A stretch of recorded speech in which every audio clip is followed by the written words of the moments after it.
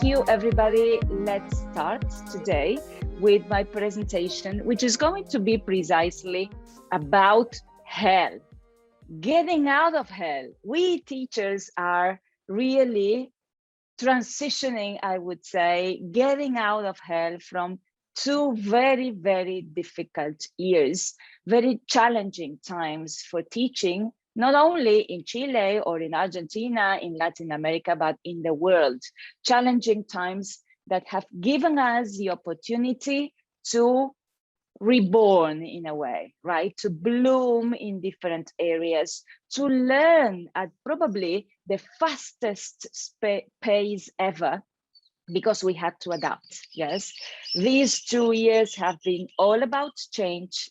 They have all been about emotions. We have all been dealing with a lot of emotions in the classroom, our own emotions, our students' emotions, dealing with different ways of teaching. So this is a little bit of what's going to happen in this session. This is going to be highly interactive. So the first thing we need to take into account, of course, is this aspect of heart, affective learning. Yep. And the idea is precisely that we want to share some research about this idea that learning is facilitated or hindered by the social and emotional experiences of the learner today. Yes. And of course, the experiences, the affective emotional experiences, not only of the learner, but also of the teacher, because we teachers are the ones that set the tone. We teachers are the ones that create this secure learning environment for our kids. So it is extremely important, not only the emotional experiences and the emotional states of the learner, but our own state, our own emotional state at the moment of delivering our lessons and engaging our students in our classes. So today I prepared a special surprise for you, my dear teachers. Will be working with you in a minute. So what Mary Modino Young and Damasio shared with us in this piece of research is precisely that learning can be propelled in a way or can be limited by the experiences of the learner and the teacher. And so emotions help us, right? Emotions help us in these questions of assisting information encoding, the retrieval of memory that is so important precisely when we talk about the importance of the brain, right? The brain and the heart, the cognitive and the affective aspects of human beings that are always kind of working together, right? They are interwoven in a way to create a learning experience for our students. Remember, my dear teachers, we do not deliver English lessons.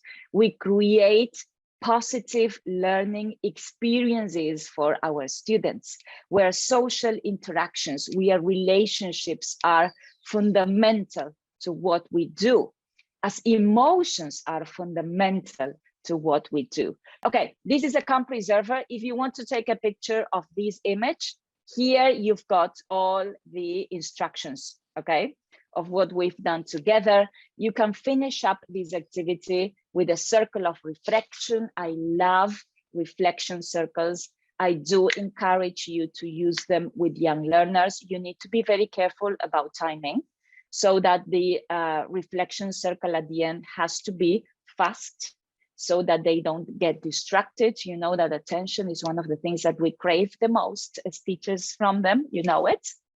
So these are the different instructions for our calm preserver, which would be joy preserver, well-being preserver, happiness preserver, okay? Let's move on into the E for engagement. Engagement, and this is a part of the presentation where I will focus also on autonomy. The great Carl Robinson said, the gardener does not make a flower, a plant grow or bloom. The job of a gardener is to create conditions for growth. I like to think about as teachers, as gardeners, right? We do not make our students flourish, but we create the optimal conditions for that flourishing. So let's all think of ourselves as gardeners in our students' lives. Do not remember the fact that we change students' lives forever. And this is a gift. We really need to be careful on how we use it, right? So if we talk about engagement and autonomy, there is a concept I really need to land on for a couple of minutes. And this is a concept of agency. Probably you've heard about it. Agency precisely is about autonomy, participation, motivation, and there are different elements. So agency is from the sociology and philosophy point of view, agency is our capacity to be agents, right? To act in the world. And we want students that make a difference in the world. So agency is extremely important. We always talk about our students as agents of change. We always talk about our students as agents of improvement in the world. What is agency? What you see in red around the concept of agency are the different elements for us teachers to consider if we want to really create autonomy, agency, and engagement in our classrooms. The first and very important aspect is centricity. We are no longer the queens and kings of our kingdoms, the classroom, my dear teachers. These times have long passed. Now, student centricity is key and is absolutely important to create the citizens of the future. So student centricity is all about the second aspect, voice and choice. Voice and choice, the possibility to choose between one activity or the other, one way of learning or the other.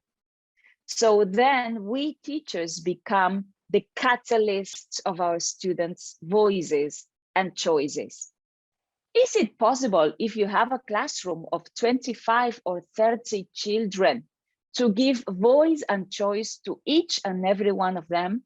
Possibly not, because this would not be realistic. But you can create a set of choices and ask your students, my dear ones, today we have to learn something new. Would you like to do it through a video, through a listening activity?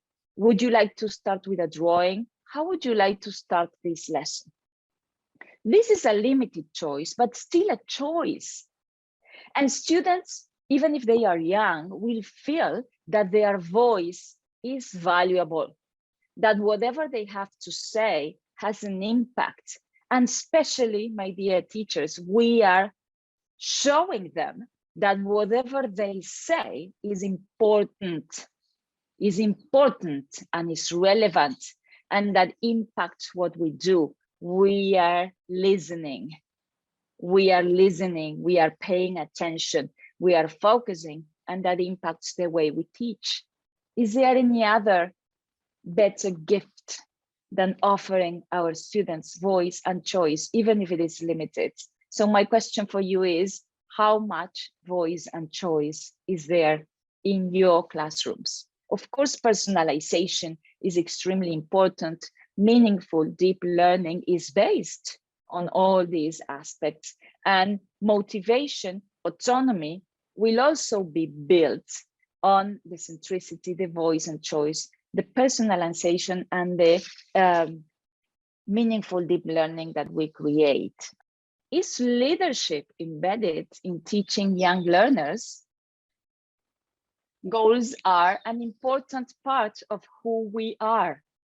Each of the students will create a picture or a collage of a goal that they have for themselves.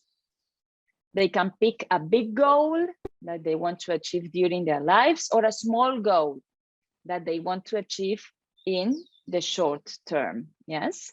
The only rule is that no words can be used. So this is all about art. This is about creating. They have to share their dreams about who they want to become through images, through art, through painting, through music.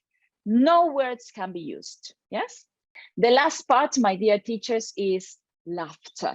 As I said before, it is high time we bring joy back into our classes and our sessions. Krashen said it many, many years ago when he talked about the low anxiety learning environment, yes? And anxiety prevents, yes, input and blocks the cognitive processes. So taking into account these aspects I'm sharing with you on the screen is extremely important to lower, remember the famous anxiety filters, the affective filters that we have involved in any learning process. And it's also always a lot of fun to include humor in our sessions, respect, emotional security, yes? So including these elements in the classes will be extremely important to connect, especially at these times. As humans, we need to connect back to joy. Yes, we have gone through so much. Our students have gone through so much that we really need to trigger these humorous responses, this joy, this laughter in the classroom, as I am calling it. And for that, let's work a little bit on another activity. I will share this activity with you, and I want to invite you to do the following. I've got here my bag of different balls for different emotions, yes? And I am also having here my different colors, all right? For the different emotions. So I've got my blue ball for sadness. I have a yellow one for feeling hopeful, for hope. I've got my red, of course, for anger.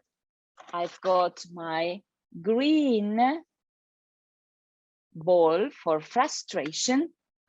I've got my pink ball for joy, and I've got, of course, the last one to the emotion that you've got there. Yes, and light blue. There we go. So I've got all my emotions here. I've got all my balls of different colors. You can use balls or you can use any other object that you've got. And the idea is the following. You can play this game with your students. So they will not know which color is associated with each emotion. So they will pick up one ball, green. So, okay, you will have to talk about frustration. Would you like to talk about feeling frustrated? What makes you feel frustrated? Have a look at the two questions I'm sharing with you. What makes you feel frustrated? And what do you do? What could you do to feel better? What could you do to change this? Okay. So let me just finish with another resource for all these aspects that I have mentioned today. The heart, the engagement, the laughter, the leadership today. And I would like to finish with one of my favorite resources that are books and literature. Here we have today the experts of beautiful, beautiful books for kids. Francisca, that is here today with us. So she's the expert. I would like to share this story with you as an example of how we can use literature and the power of stories also in our classes. So this story is called The Dot. And the author, as you can see here, the dot is Peter Reynolds. Let me share this story with you. Art class was over, but Vashti sat glued to her chair. Her paper was empty. Vashti's teacher leaned over the blank paper. Ah, a polar bear in a snowstorm, she said. Very funny, said Vashti. I just can't draw. Her teacher smiled. Just make a mark and let's see where it takes you. Vashti grabbed a marker and gave the paper a good, strong job. There. Her teacher picked up the paper and studied it carefully. She pushed the paper toward Vashti and quietly said, now sign it. Vashti thought for a moment. Well, maybe I can't draw, but I can sign my name. The next week, when Vashti walked into art class, she was surprised to see what was hanging above her teacher's desk. It was the little dot she had drawn. Her dot, all framed in swirly gold. I can make a better dot than that. She opened her never-before-used set of watercolors and set to work. Vashti painted and painted a red dot, a purple dot, a yellow dot, a blue dot. The blue mixed with the yellow, and she discovered that she could make a green dot. Vashti kept experimenting lots of little dots in many different colors. If I can make little dots, I can make big dots too. Vashti splashed her colors with a bigger brush on bigger paper to make bigger dots. Vashti even made a dot by not painting a dot. At the school art show a few weeks later, Vashti's many dots made quite a splash. Vashti noticed a little boy gazing up at her. You are really a great artist. I wish I could draw, he said. I bet you can, said Vashti. Me? No, not me. I can't draw a straight line with a ruler. Vashti smiled. She handed the boy a blank sheet of paper. Show me. The boy's pencils shook as he drew his line.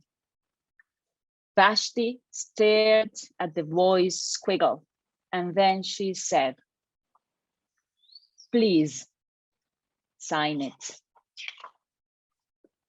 So this is the power of stories, my dear teachers. Just make a mark and let's see where it takes us, right? Thank you so much for being here today. Hi, this is Professor Joaquín Triandafilide from Comunidad Neuroeducas. If you found this video appealing in any way, remember we're soon starting with our Diploma in Teaching English to Young Learners. When is this starting? April the 20th, 2022. So you can contact us for more information, send us an email to info@neuroeduca.cl or check the comments below the publication of this video and you'll find the link to the file with more information or how to enroll. See you then.